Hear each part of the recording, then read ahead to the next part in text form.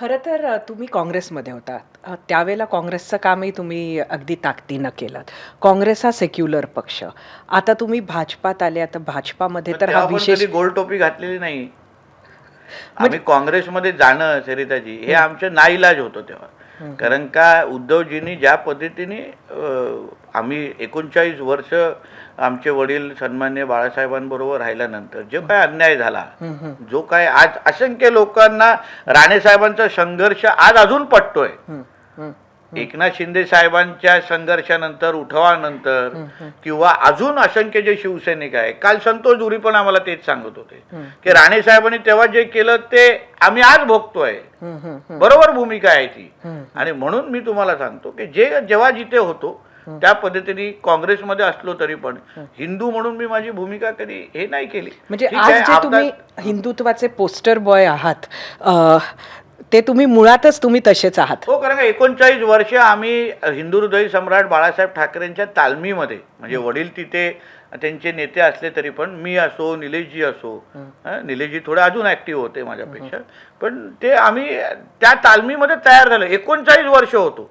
ते तर जहाल हिंदुत्ववादी होते बाळासाहेब ठाकरे. आणि म्हणून त्या तालमीमध्ये तयार असल्यामुळे 12 वर्षाचं खंडन किंवा बाळासाहेब 12 वर्षाचा काँग्रेसचा प्रवास सोडला.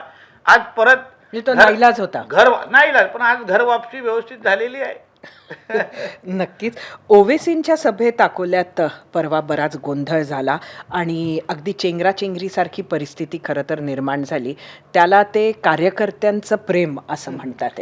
काय ओवेसी सारखे लोक ज्या महाराष्ट्रात येतात, सभा घेतात, तर तुमची त्यांच्या सभेमध्ये राजकारण कमी आणि धर्म वाढवणं जास्त, जिहादचे विचार पसरवणं जास्त, एवढंच तुम्हाला ऐकायला मिळतं. कधीही विधायक विचार, कधीही चांगले मुद्दे मांडत असताना तुम्हाला ते तिथे दिसणार नाही. जे सभेमध्ये त्यांचे मग ते कलमा पडणं, कुराणचे काही बोलणं, ते विषय उल्लेख करणं, त्याच्यामध्ये कुराणमध्ये काय लिहिलं आहे, मग अल्लाच्या नावाने शपथा घेणं, ह्या गोष्टी सोडल्या म्हणजे ISI आणि PFI पेक्षा वेगळं काय आहे मॅम? तेच आहे. हे फक्त राजकीय पक्ष, हे फक्त मतदान मागतात. ISI आणि PFI मध्ये ज्या पद्धतीची ट्रेनिंग होते, सभेमध्ये बोलून त्यांना ब्रेन वॉशिंग होते ना, तसंच ते MIM आहे. फरक काय त्याच्यामध्ये? तो हा फक्त राजकीय पक्ष झालेला आहे, ह्याला फक्त चिन्ह दिलेलं आहे. बाकी ह्यांना हिंदूंच्या विरुद्ध पेटवणं. आता कुठला राजकीय पक्ष असं वक्तव्य देतं की 10-15 मिनिटं तुमचे पोलीस हटवा, आम्ही बघतो काय करायचं आहे.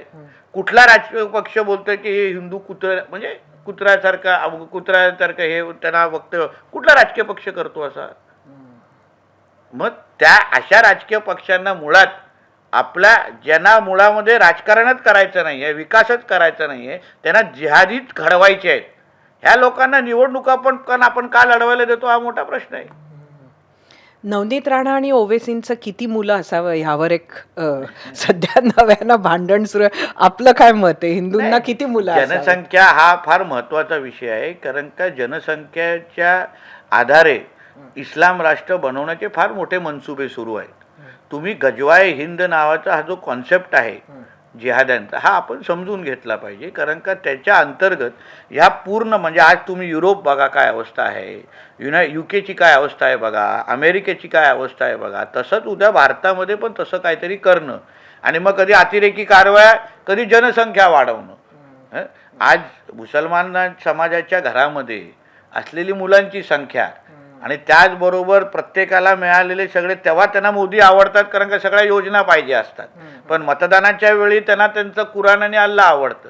हा जो काय फरक आहे ना, म्हणून मला असं वाटतं नवनीत राणाजींनी जो काही मुद्दा घेतला तो अतिशय योग्य आहे. तो प्रत्येक हिंदूंनी समजला पाहिजे आणि त्या दृष्टिकोनातून विचार केला तर चुकीचं नाही.